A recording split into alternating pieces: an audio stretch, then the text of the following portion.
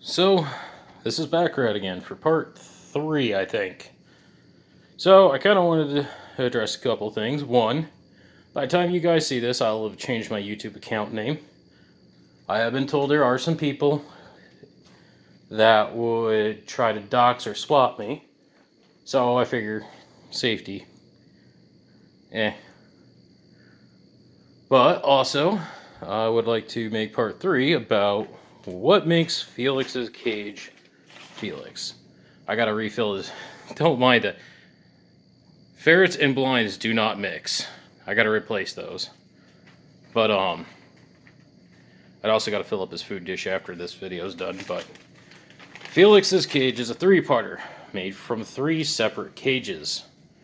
This one was his most recent one. It has quite, I would say, a fair bit amount of space. I mean, like, well, my arm length or so. His cage has ample bedding. Say hi, Felix. He's playing with my feet. 2 water bottles, one where his food is and one down here in case he gets thirsty, especially when it's warmer. And a little bit, like when I first got it, he started pooing wherever he could in this cage, so I started putting some kitty litter down. Seems to have helped. He doesn't go in this part of the cage anymore.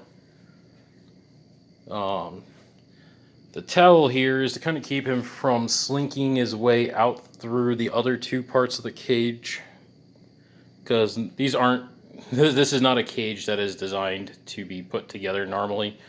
It's held together with zip ties, a couple of bolts, a whole lot of prayers on my part that he don't escape. Usually he don't. If I don't put it back together right, he does. So here's the part 2 of the cage. That's a little den that I made for him out of a creamer box that I got from work. He likes it. Uses it. This was his second cage that I got him. That one being the 3rd and final for now. This was where I wanted to give him a little more space, but I didn't realize how shallow it really was. Initially, I kind of used a table and combined it with his first cage, which I'll show you in just a second. Got a little slide he doesn't really use. He'll just stick his head through the center and then climb straight up. Some pine wood shavings down there so he can dig and play.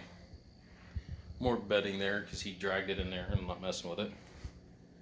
Then this is his first cage, the one that I got him with. This is the one he uses as his dig box and his litter box. I have never been able to break him from it. Fortunately, secondhand ferrets, you can't really litter train that well.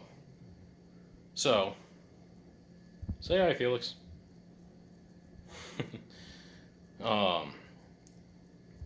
Yeah, so that one actually, the way the cages are all kind of proportioned is that I can put this one right here on top of that one, close the door, or close those 2 doors, run the towel across from that door to the one over there, secure it tightly so he can't pull it out, and then zip tie the whole thing together so he can't use his strength.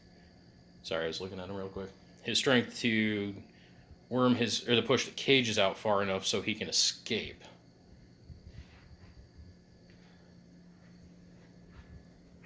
How many times have you escaped, buddy? Can you tell him? I think he's escaped his cage about 20 or so times over the last few years I've owned him.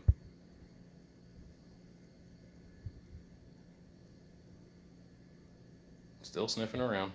He's probably smelling the gun cleaner. Carpet's dirty, but what can you do? They made the carpet in this apartment white, of all things. I would have gone like maybe a beige or something a little tougher to stain.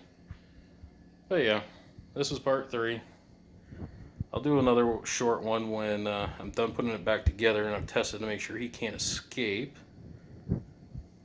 And you can get a good look at what it looks like all together. Backrat, signing out.